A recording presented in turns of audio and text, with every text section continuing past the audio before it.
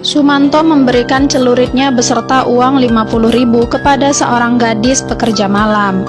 Melihat uang yang menggiurkan, gadis itu pun melakukan hal yang disuruh oleh Sumanto. Sejak saat itu, Sumanto selalu membawa celuritnya ke dalam sakunya. Dia selalu membawa celurit itu kemanapun dia pergi. Suatu hari, dia hendak pergi untuk mengirimkan uang ke ibunya. Namun, di tengah jalan, dia malah disetop orang dan orang itu meminjam mancis Sumanto. Setelah mengembalikan mancisnya, ternyata Sumanto dirampok. Mereka meminta uang yang ada di dalam saku Sumanto. Awalnya Sumanto bilang tidak ada uang, tapi preman-preman itu tak percaya. Dia pun langsung merogoh bagian saku Sumanto dan ternyata mendapati celurit.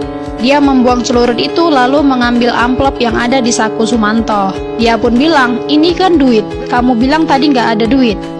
Lalu Sumanto memohon agar jangan diambil karena uang itu untuk dikirimkan kepada ibunya di kampung. Sumanto berniat untuk mengambil uangnya, tapi preman itu langsung membacoknya. Mengetahui bahwa Sumanto memiliki ilmu kebal, preman ini pun langsung menantang Sumanto kembali. "Bukan cuma kau yang kebal, lihat, saya juga kebal. Lihat, tidak ada bagian tubuh yang terpotong," katanya. Preman ini menantang Sumanto untuk mengambil celurit milik Sumanto, dan dia pun menantangnya untuk membacokkannya ke anggota tubuhnya. Bagaimanakah nasib preman ini? Yuk kita lanjut di part 4 ya guys. Sumanto dengan perlahan mengambil celurit miliknya. Karena terus ditantang oleh preman itu, Sumanto pun terpancing emosi lalu menebas perut preman tersebut hingga ususnya pun ya seperti yang kita lihat. Lalu preman itu langsung rubuh seketika dan langsung meninggoy. Celurit itu walaupun orang memakai ilmu kebal, tapi karena sudah dibacakan mantra oleh Sumanto, orang yang kebal sekalipun apabila kena celurit itu akan langsung meninggoy.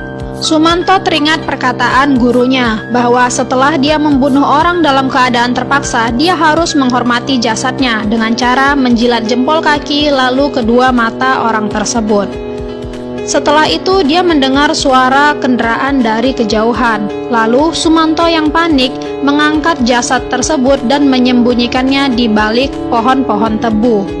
Sumanto menyeret jasad preman tersebut lalu menyembunyikannya agar orang yang lewat tidak dapat melihat yang terjadi.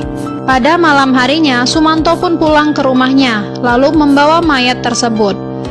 Sampainya di rumah, dia pun langsung mengeksekusi mayat tersebut dan menjadikannya bakso miso.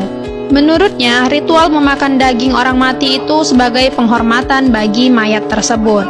Tak lama kemudian, teman-teman Sumanto datang. Melihat Sumanto masak yang enak, teman-temannya pun ikut makan di sana tanpa mereka tahu daging yang mereka makan itu manusia.